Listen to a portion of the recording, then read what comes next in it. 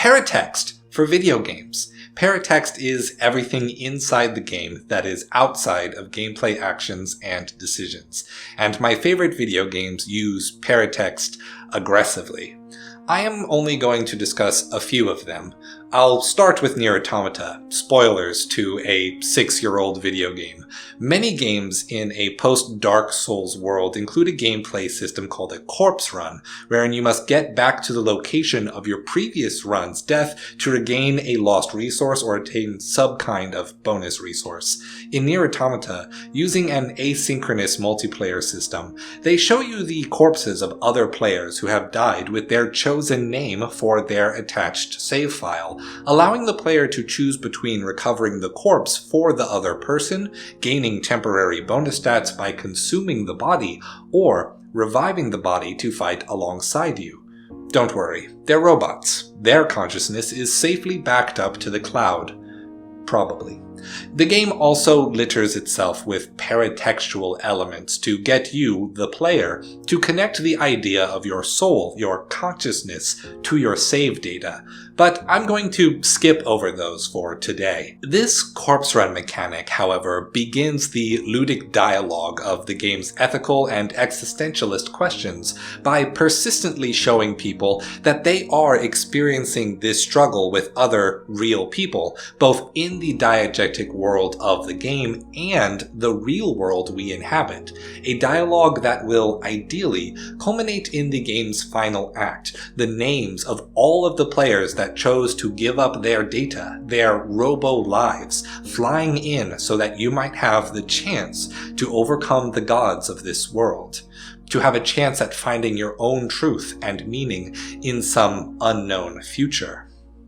And game number 2, Catherine. When you successfully beat your first stage of Catherine, you are asked to answer a question between two options, a red option and a blue option, whose general thematic meaning is obscured and will only be revealed at the end of the game. Spoilers, it doesn't actually mean good versus evil. There is also a secret third option, and in Catherine Full Body, there is a less secret extra third option.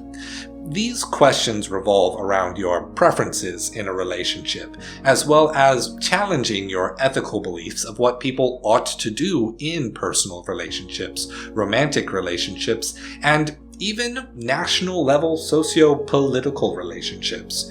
The big reveal after you answer these questions is that after you answer, your answer is challenged again by the survey results of everyone who has played Catherine and answered that same question. You get to see if your beliefs match with the majority opinion, fall into the minority, and to what degree you are the majority or the minority. Did you reject the ignorant masses of sheeple when you fell into the minority vote? I bet you did both. After you answer the question, it also stops mattering. Regardless of how you answer, all the sheep move on to the next stage, their usernames prominently displayed above their heads to make you feel like the sheep you will encounter on the crumbling tower are those real-world people you were just in dialogue with. And just in case you try to forget about the relationship ideas and beliefs you are supposed to be in dialogue with, the loading screens are populated with a wide variety of quotes by philosophers, scientists, writers, and poets on the nature of love. Beyond that, if you or the other sheep die, a little soul with their username will appear above the block which killed them, acting both as a helpful warning of that location being a trap and actively reminding you of your own diegetic mortality. Yet, despite their similarities in execution and the emphasis the two games put on engaging your values with those of society and your interpersonal community, the two games have drastically different emotional zeniths. Fitting with the game's Judeo-Christian theming, Catherine sets the player up to be the lone messianic savior who, with the power of love, freedom, or wanting to get down and nasty, will conquer the evil afflicting these men.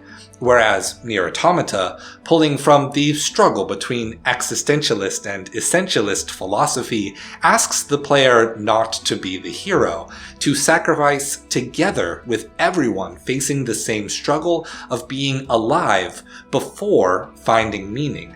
That is the purpose we can all share. Oh, yeah, and in one of them, you solve block puzzles. The other, you punch and shoot stuff. Who cares? Paratext, baby! I would actually argue from here that paratext may not be a part of the main text, but if we take the term text to mean the art object, then paratext is the text. I'm being a strict textualist now, I guess. Art could also be described not as the thing itself, but as the relational experience, phenomenon, between the observing subject and the art object. In that sense, paratext and text are substrates that help add up to the art object and contribute to the experience of art. Paragame to the main game is still a part of the game. Stay true.